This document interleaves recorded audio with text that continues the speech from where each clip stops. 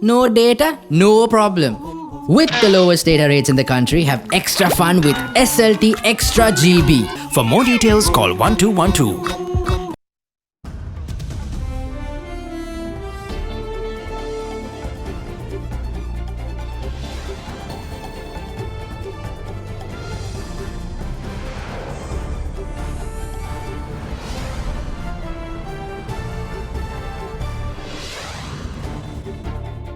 Tonight, security gone wrong. Soldier stationed at a school turns his firearm on a father. More assurances. State Minister of Defense moves to alleviate fears over pacts with the US. Did we get hacked? A tech website says Sri Lankan banks were hacked along with those in 3 other countries. Strongest indication yet. Sri Lanka Freedom Party to contest the looming election under one banner with Sri Lanka Podujana Peramuna. All that and much more coming up on First at 9 this Thursday, the 4th of July, 2019. From AdaDerana, this is AdaDerana First at 9. මුහුණ සති කීපයකට කලින් ෆෑර් and Lovely මෙන් ගෑවට පස්සේ Marx අඩු වෙලා ෆෑනස් වැඩි වෙලා. Marx අඩු කරලා ඔයාගේ ෆෑනස් ස්ටෑන්ඩඩ් එක වැඩි කරගන්න. Fair and Lovely men anti marks cream. Live from Studio 24 in Colombo.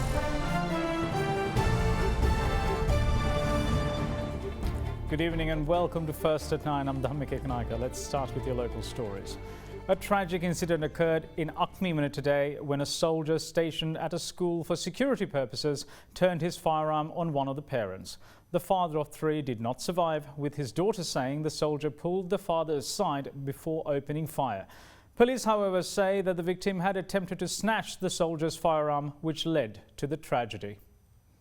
A person had attempted to enter the Upananda College of Wickremesinghe this morning without the permission of the army soldier providing security. Police media spokesperson SP Ruwan Gunasekara said that the individual had attempted to forcibly enter the premises, which resulted in a heated argument between the two. SP Gunasekara further said that according to the statement given by the soldier on duty, he had fired a shot towards the chest area of the person, then attempted to snatch the firearm from the soldier.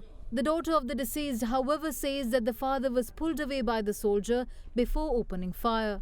He also said that the father collapsed at her feet.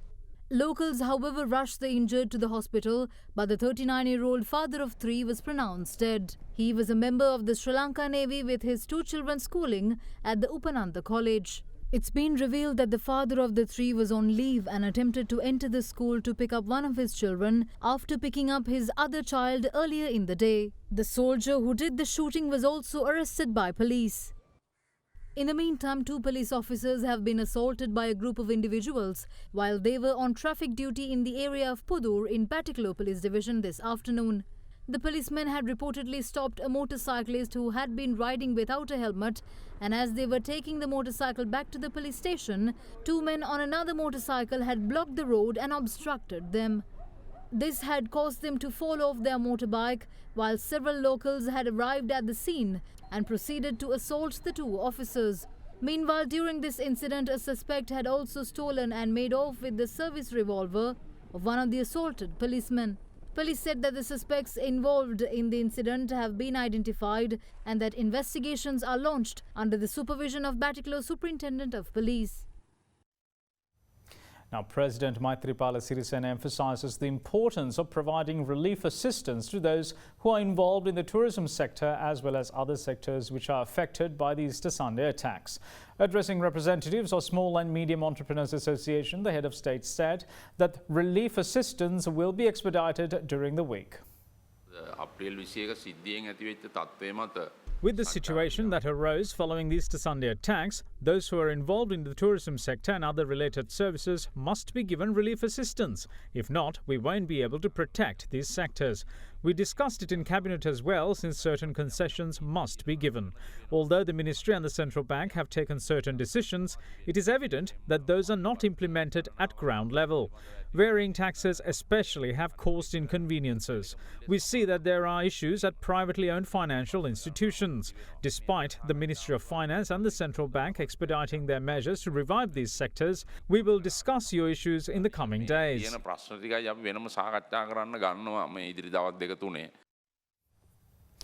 His Holiness Pope Francis has appointed a Sri Lankan priest as the Secretary of the Vatican's Pontifical Council for Interreligious Dialogue. Sri Lanka's Monsignor Indunil Janakaratna Kodituaku will now serve as Secretary of Vatican's Interreligious Dialogue body, which is composed of about 30 members and some 50 councillors from across the world.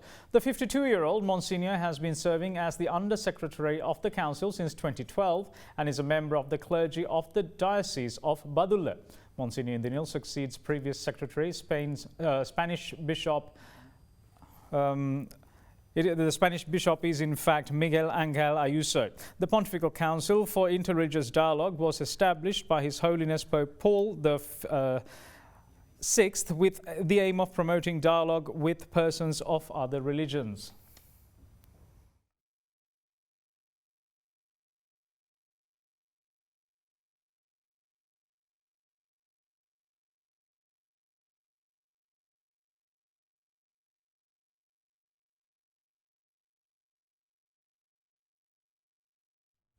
Now, modernisation of Sri Lanka's education system seems to be in the forefront of Prime Minister Ranil Wickremesinghe's thoughts, as the Premier yet again emphasised the need to make 13 years of school education compulsory for students. Addressing an event in Peradeniya today, the Premier also lauded the government's efforts in training all the teachers in the education system. When we took over the country in 2015, there was a large number of untrained teachers. We have now trained all of them with only 5,000 remaining. So I would like to say that Sri Lanka is the only South Asian country with all of its teachers undergoing training. The next step is to make 13 years of education compulsory. All of them cannot enter into universities. There might be subjects which the children are good at. Take a look at our national cricket team. Not all of them entered universities, but they play cricket and managed to defeat England this time. We also have good actors as well as singers, so I want these children to follow what they are good at after the ordinary level examination. We will also ensure that all advanced level students will receive tab computers, and the project will begin this year. This is a part of modernising education.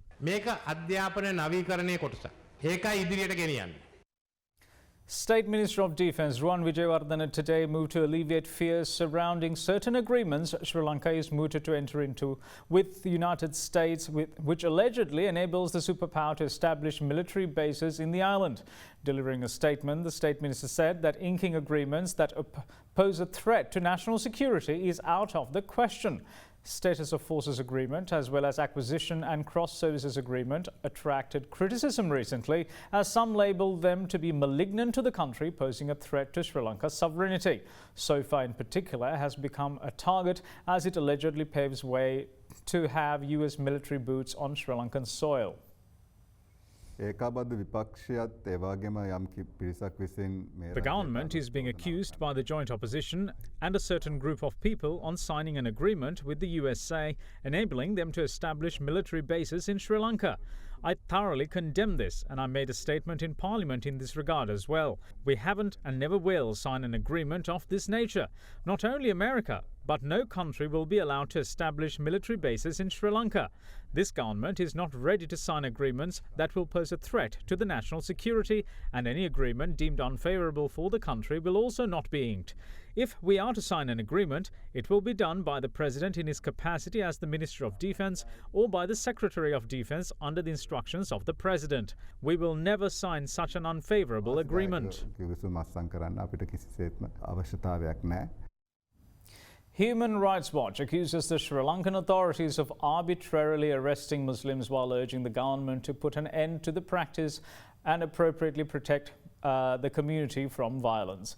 The non-governmental entity South Asia Director Meenakshi Ganguly has said that the Sri Lankan government has a duty to protect its citizens and prosecute those responsible for the terrible Easter Sunday bombings, but it shouldn't be punishing the Muslim community for this crime. She also says that it's crucial for the authorities to act swiftly to stop mob violence, threats and discrimination against Muslims. In the report on their website, Human Rights Watch says that last month the entity interviewed Muslim victims of abuses, activists, lawyers and officials to document abuses against Muslims, often with state complicity. It points to what it calls arbitrary arrest and detention of hundreds of people under the Prevention of Terrorism Act, alleging that it was done without any credible evidence of terrorist involvement. The body also accuses that officials have made little effort to discourage public campaigns by religious figures that put the Muslim community at greater risk, and that criminal law has also been invoked to arrest peaceful critics of Sri Lankan Buddhism in violation of their right to freedom of expression.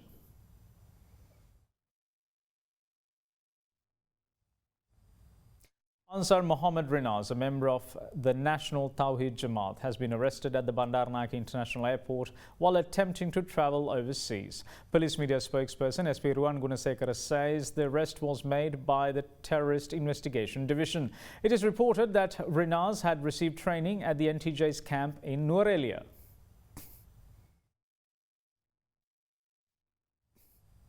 Now, in the meantime, 3 persons, including the sister of Easter Sunday attacks ringleader Zahran Hashim, were produced before the Colombo Magistrates Court yesterday.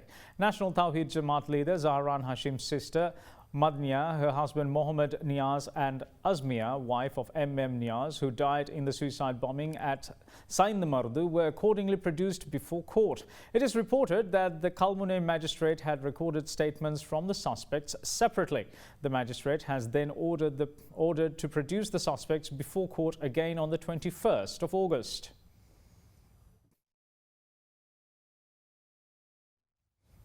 In the meantime, the writ petition filed by Malinda Senaratne seeking for a court order preventing the implementation of the death penalty has been moved to tomorrow.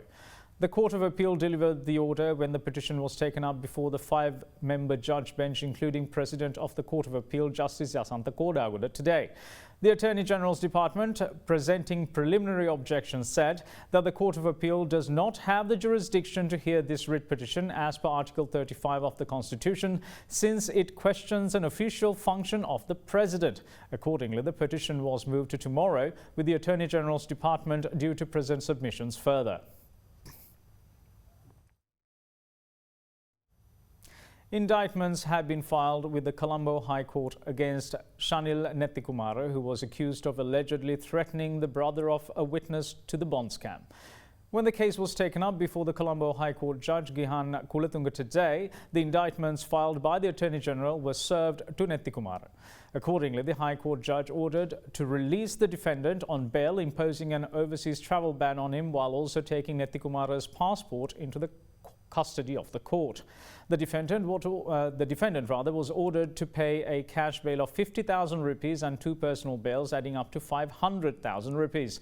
The Attorney General's Department told court that Attorney General had decided to file a lawsuit against the defendant, who allegedly threatened Jayanath Vijayasuriya, the brother of Anika Vijayasuriya, who testified before the Central Bank Bond Commission on then Finance Minister Ravi Karunanaike. The Colombo High Court ordered to take up the case again on the August 9th.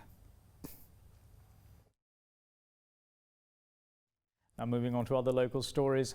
President Maithripala Sirisena's candidacy in the next presidential election is yet to be confirmed, and there were more comments by his partymen which fuel conjecture on the matter. Meanwhile, Sri Lanka Freedom Party today gave the strongest development to date towards an alliance with the political newcomers Sri Lanka Podujana Peramuna. Addressing a media briefing, General Secretary of the United People's Freedom Alliance, MP Mahinda Amaravira, said that both the SLFP and the SLPP will contest the upcoming election under the banner Sri Lanka Nidahas Podujana Peramuna.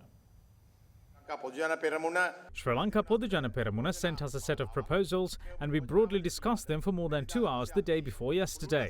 We agreed with the proposed name of an alliance and to contest under the name Sri Lanka Nidahas Podujana Peramuna. We are yet to agree on positions and a symbol.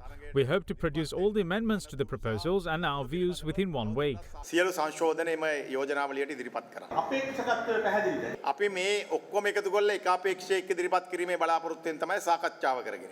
ඔබතුමාට එක අපේක්ෂකයක්ද ඉන්නේ? නෑ අපේ දැනට ජනාධිපතිතුමා පිළිබඳව තමයි සාකච්ඡා කළේ. ගෝඨාභය රාජපක්ෂ මහත්මයාට ඔබ කැමතිද ඔබ පස් දෙනා කැමතිද? අපේ අකමැත්තක් නෑ කවුරුවත් පිළිබඳව. We don't dislike anyone. We will discuss as to who will get the other position when Mahinda Rajapaksa is appointed to one. The percentage of the candidacy at the parliament, along with how the national list will be prepared, will also be discussed. Our expectation is for both sides to get together and nominate one presidential candidate and one candidate for the premiership. If this plan is disrupted by some misfortune, there would be 2 presidential candidates and 2 candidates for premiership from both sides. It will be inevitable. ඒක බලන්න බැරි මේ. ඔබතුමාලා අපේක්ෂකයෙක් දාලා හිනු දැම්මොත් කවුද ජයග්‍රහණය කරන්න ඔබතුමාගේ දන්නානේ? දෙන්න දැම්මොත් දෙන්නම පරාදයි. UNP එක දිනා එහෙම නෝත්. ශ්‍රී ලංකා නිදහස් පක්ෂයේ අන්තිම මධ්‍යම කාර්ය සභාවට සහභාගී වුණා. ඔව්. ඒකේදී ජනාධිපතිවරණය සම්බන්ධයෙන් වර්තමාන ජනාධිපති මෛත්‍රීපාල සිරිසේන මහතාව ඉදිරිපත් කරන එකට දාන්නවද? නෑ. No, during the Central Committee meeting, he said it's okay to make a nomination, but asked not to nominate him. නෑ යාගේ නම කියන්න එපා. UPFA parliamentarian Dr. Ramesh Patirana says that the opposition will support Prime Minister Ranil Wickremesinghe if he desires to move for an early general election. Speaking at a media briefing of the Sri Lanka Podujana Peramuna today, he added that the Premier wants a general election because he's under pressure to name a presidential candidate. It's evident that the president is attempting to make the situation of the country worse by extending his tenure. It is not ethical to count the tenure of the president from the date when the 90th Amendment was passed. We see that Prime Minister Ranil Wickremesinghe is trying to hold general elections to get rid of the pressure of nominating a presidential candidate. If he is going for a general election, 155 votes in Parliament is needed, and we're ready to vote for that. I'm sure that the JVP and the UNP will vote for it too. What Ranil Wickremesinghe is trying to achieve by going for general elections is that he knows Sajith Premadasa will lose the Hambantota district. Through that, Ranil Wickremesinghe will question as to how Sajith Premadasa can win a presidential election when he is not able to win his own electorate. Ranil Wickremesinghe අගමැතිවරයාට ඉදිරියට ගෙනෙන්න පුළුවන් වෙනවා මහමැතිවරණයක් තිබුවොත්. තවමත් ගෝඨාභය රාජපක්ෂ මහත්මයාගේ ඇමරිකානු පුරවැසිභාවය අහෝසි කරගන්න බැරි තත්ත්වයක් උදා වෙලා තියෙනවා කියලා. ඒවා සියල්ලම निराකරණය වෙලා තියෙන්නේ කිසිම ගැටලුවක් නැහැ. ඔබතුමාලට සියල්ල දැක ගන්න පුළුවන් නිල වශයෙන්. We're going to move in for a very short break with more news on the other side. Stay tuned.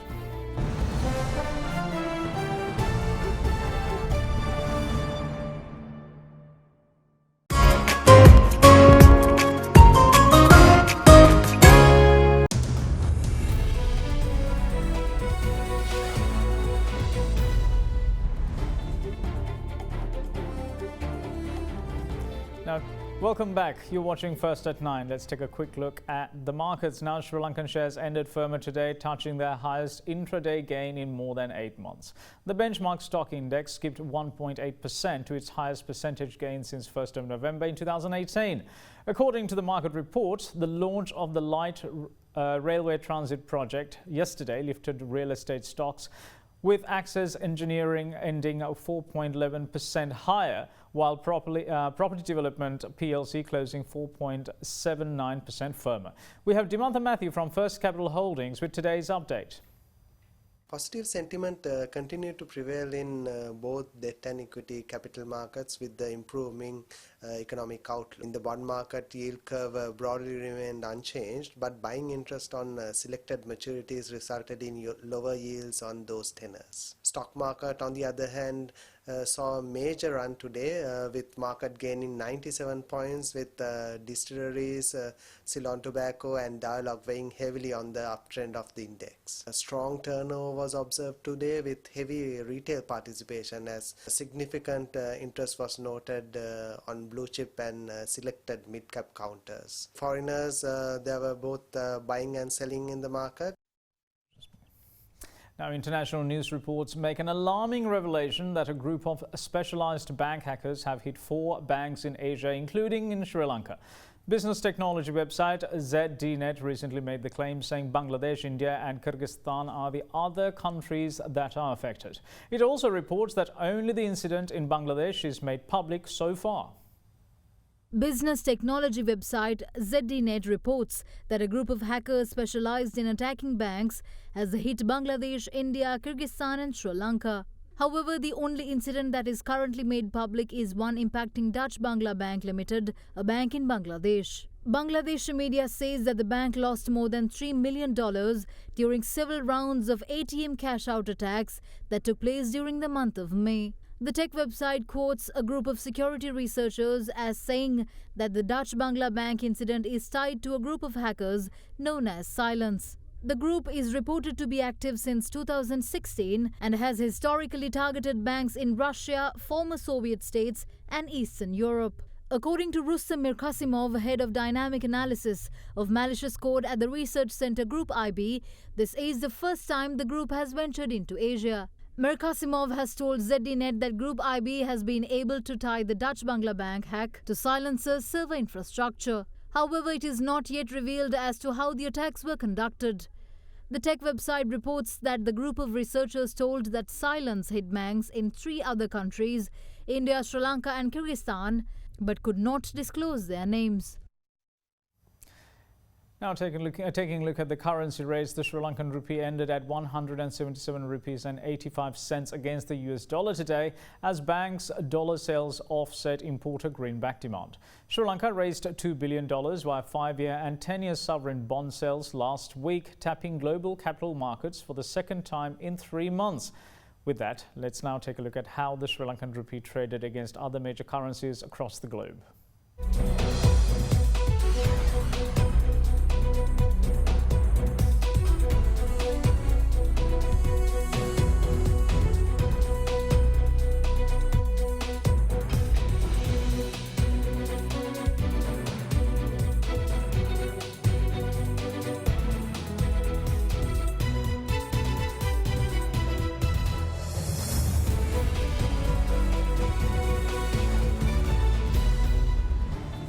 Don't go away because we're going to take a look at what's happening overseas after this break. Stay tuned.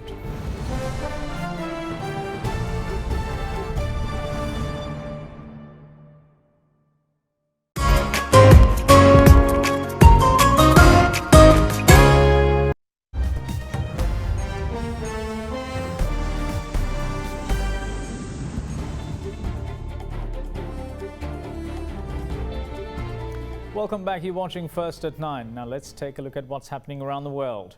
British Royal Marine seized an oil tanker in Gibraltar today accused of bringing oil to Syria in violation of EU sanctions, a dramatic step that could escalate confrontation between the West and Iran. The Grace 1 tanker was impounded in the British territory at the mouth of the Mediterranean Sea after sailing around Africa from the Middle East. Shipping data reviewed by the Reuters suggests that it had been loaded with Iranian oil off the coast of Iran, although its documents say the oil is from neighboring Iraq. Britain's ambassador in Tehran is reported to have been summoned over the incident. The country's foreign minister was quoted on Iranian state TV as saying the ambassador had been summoned over the illegal seizure of the Iranian tanker.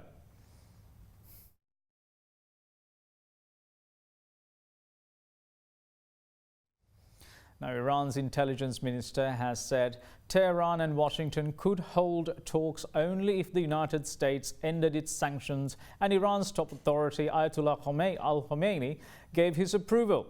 Iranian state news agency quoted intelligence minister Mohammad Alavi as saying holding talks with America can be reviewed only if Trump lifts the sanctions. He commented that Americans were scared of Iran's military power, which is the reason behind the decision to abort the decision to attack Iran. In its first major breach of the nuclear pact, Tehran said on Monday that it had amassed more low-enriched uranium than permitted. It said yesterday that it would boost its uranium enrichment after the 7th of July to whatever levels it needs beyond the cap set in the agreement. Trump responded, "Be careful with the threats, Iran. They can come back to bite you like nobody has been bitten before."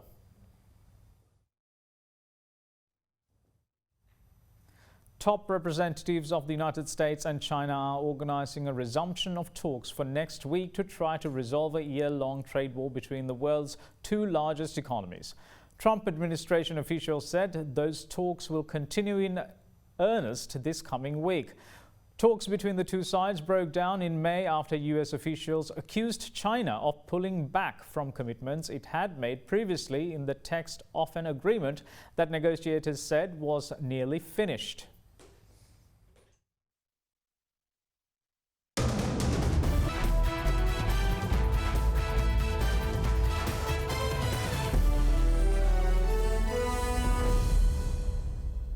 On to sports, and it is Wimbledon. 15-year-old Corey Gau's on-court heroics continued at the SW19 yesterday as she backed up her stunning win against Venus Williams. In the men's draw, the two giants of tennis, Riley Opelka and Ivo Karlovic, both standing an inch shy of 7 feet, were also in action. Giant 21-year-old American Riley Opelka blasted his way into the third round of Wimbledon when he beat 22nd seed and triple Grand Slam champion Stanwell Rinka of Switzerland. Opelka came through 7-5, 3-6, 4-6, 6-4, 8-6 for the biggest win of his career, and there will be plenty of bigger names in the draw now scrambling anxiously for a recording of the match. At 6'11", the former Wimbledon junior champion is the joint tallest ever ATP-ranked player with Ivo Karlovic, and unsurprisingly, his biggest weapon, the serve, reached 228 km per hour yesterday, the fastest of the championship so far. Ivo Karlovic, meanwhile, was unsuccessful in his 5-set match, losing to Italy's Thomas Fabiano, who is a diminutive 5'8". Fabiano defeated the Croat 6-3, 6-7, 6-3, 6-7, 6-4 in a little over 3 hours. In the meantime, Novak Djokovic continued his serene progress, almost effortlessly dismantling American Denis Kudla 6-3, 6-2, 6-2 to reach the third round with ruthless efficiency and just enough flamboyance to satisfy the centre court crowd. The holder and 4-times champion allowed a few match points to go begging before finally wrapping up victory in an hour and 33 minutes. In the women's draw, American 15-year-old Corey Coco Gauff showed her stunning first-round defeat of Venus Williams was no flash in the pan as she outclassed Magdalena Rybarikova 6-3, 6-3 to reach the third round. Gauff, the youngest player to reach the Wimbledon women's singles main draw via qualifying and the youngest to win a round since 1991, gave the 30-year-old former semi-finalist a torrid time as her fairy-tale debut continued under the Court 1 roof. On to the live ICC Cricket World Cup match between the West Indies and Afghanistan. Opting to bat first, the Windies scored 311 runs for the loss of 6 wickets. Shai Hope top scored for the West Indies with 77 runs, while Evan Lewis and Nicholas Pooran scoring half-centuries. Chasing 312 for the win, Afghanistan are currently on 182 runs for the loss of 2 wickets.